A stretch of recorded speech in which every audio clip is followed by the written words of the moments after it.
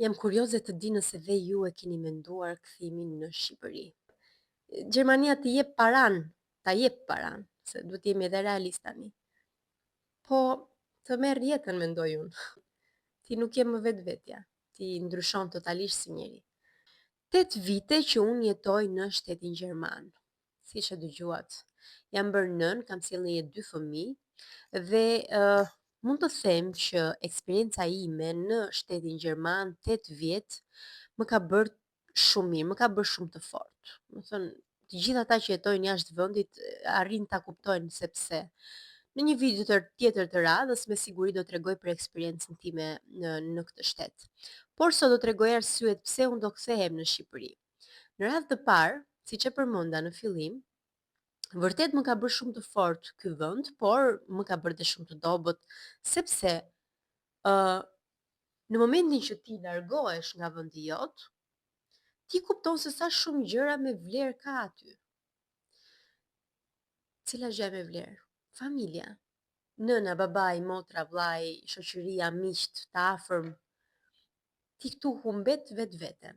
Unë kështu mund ta përshkruaj. Unë jap vetëm mendimin tim. Këtu humbet vetveten. Të gjithë njerëzit që unë kam folur, nën zë shprehin një lloj forme depresioni dhe mua më vjen shumë keq realisht.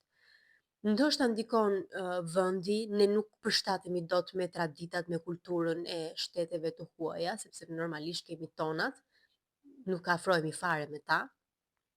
Moti bën të vetëm patjetër. Kur ti zgjohesh dhe ndez 700 drita se është një errësirë pa parë, nuk shikon rrezë dielli, sidomos dimrit një herë, nuk bëhet fjalë fare. Ndërsa në Shqipëri është e kundërta. Atje ti ke diellin që me sabah, kur i thon. Sa hap syt, ti të përshëndet diellit, të thot mirëmëngjes, dhe ti zgjohesh aq e lumtur dhe ke dëshirë të bësh aq shumë gjëra gjatë ditës, kurse këtu nuk ke dëshirë të bësh asgjë. Ç'a bën ti këtu për shembull në Gjermani? Kam seriozisht, domethënë mund të shkruani në komente se ç'a bëni ju këtu që ju bën të ndiheni mirë, sepse un jam munduar të gjej mënyra të ndryshme për të kaluar mirë, por është e pamundur. Është një rutinë vrastare, ti zgjohesh në mëngjes, shkon në punë, kthehesh, mundësisht i çon fëmijët nëpër kopshte duke qarë, sepse ata nuk duan të shkojnë, po ti nuk ke ku t'i lësh, je detyruar të çosh në kopësht sepse do vazhdosh punën. Do vesh në punë, do kthehesh në shtëpi, do marrësh fëmijët në kopësht. Të paktën ne femrat kemi jo mirëmbajtjen e shtëpisë, jo një gatim. Dhe pastaj prit derisa të bëhet darkë, të flen fëmijët, të sistemosh prap shtëpinë, për shembull në rastin tim, dhe të flesh gjumë. Të zgjohesh në mëngjes e njëjta gjë prap. Dhe në fundjavë ti shkon në supermarket. Po. Në supermarket do shkojmë të gjithë, e kupton se do marrim ushqimet që ta ham gjithë javën. Se çfarë do bësh gjë tjetër këtu, jam thuaj. Do vizitosh një qytet tjetër? Më është e njëjta gjë. Ti je vetëm. Mund të kesh një shok, një mik, por nuk ke ata që ti ndihesh vërtet mirë. Shoqërinë tënde reale, ata që ti i ke lënë në Shqipëri ose ndoshta me keqardhje them që janë shpërndar në gjithë botën dhe mua më vjen shumë keq realisht. Shpresoj shumë që një ditë të kthehen të gjithë atje ku kanë vendin. Qa të tregoj më, domethënë, këto janë arsyet kryesore që unë vendos të kthehem. Është familja, unë nuk i shikoj dot më prindrit të plaken dhe mos të shijojnë dot një përembesa, mos të shijojnë fëmijën, të na presin me mall kur shkojmë për vitëri ose në verë, se kjo është e bukur ajon, që ne kemi pushime dhe vemi bëjmë në Shqipëri pushimet, nuk i bëjmë në vend tjetër. Kështu që Gjermania të jep paran, ta jep paran, se duhet jemi edhe realist tani. Po të merr jetën mendoj unë. Do të thënë, ti nuk je më vetvetja.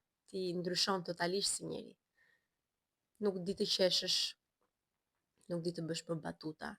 Unë gjithmonë flas për veten time, dhe shpresoj shumë që ose ndoshta e gjeni dhe ju veten tek fjalët e mia, por ky është realiteti dhe një realitet që ndoshta nuk e dëgjon kudo. Unë mendoj, është mendimi im personal, që kur dhe të tjerët që janë emigrant dhe thonë, jo, unë ndihem shumë mirë këtu, jam përshtatur shumë mirë, thellë mendoj që edhe gënjejnë pak veten ose i mbushin mendjen vetes, për shumë arsye. Ndoshta disa i detyron jeta familjare të jetojnë këtu. Mund të ketë njerëz me shumë problematika të ndryshme që unë nuk i di fare. Por në rastin tim, unë realisht nuk i dua më këto parat e Gjermanisë. Unë dua qetësinë. dua familjen, dua diellin, dua detin. Edhe bukë me djathë të ha do ta ha në vendin tim. Vetëm atje nuk je i huaj. Ktu je i huaj. Asnjëherë nuk të bëhet asnjë vend i botës si vendi jot. Unë më bëhet zemra mal kur dëgjoj që të flitet shqip. Më pëlqen shumë. Dhe fëmijët e mi, të dy fëmijët e mi, flasin një shqipe rruaz, një shqipe letrare shumë të bukur. Unë ja kam imponuar që ata ta mësojnë. Duhet patjetër ta mësojnë, sepse çfarë ndodh nëse fëmia im shkon në Shqipëri dhe flet me gjyshrit gjermanisht ose anglisht ose italisht. Po në të shkretët nuk i din këto gjuhë. Dhe ç'a bëjnë? Thjesht komunikojnë me sy me fëmijët, dhe ky është gjëna shumë i madh.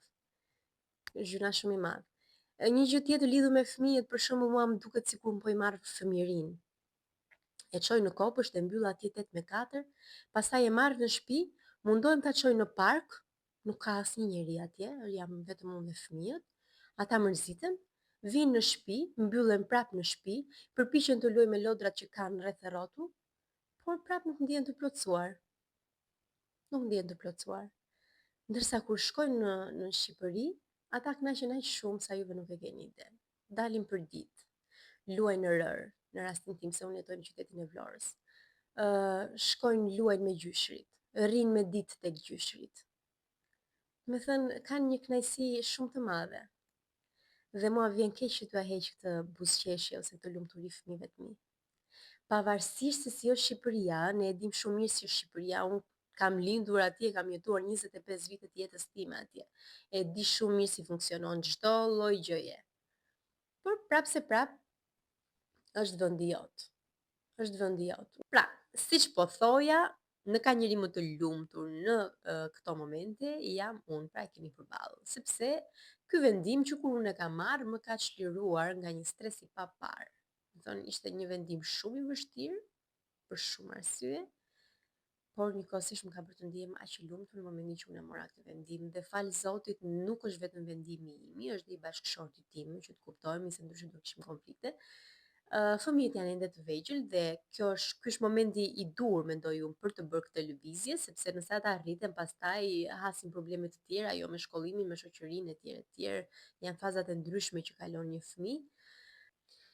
Do të shihemi në videon e radhës ku unë do të tregoj më shumë mbi eksperiencën time që nga momenti që kam ardhur në shtetin gjerman deri në këtë momenti që po flasim.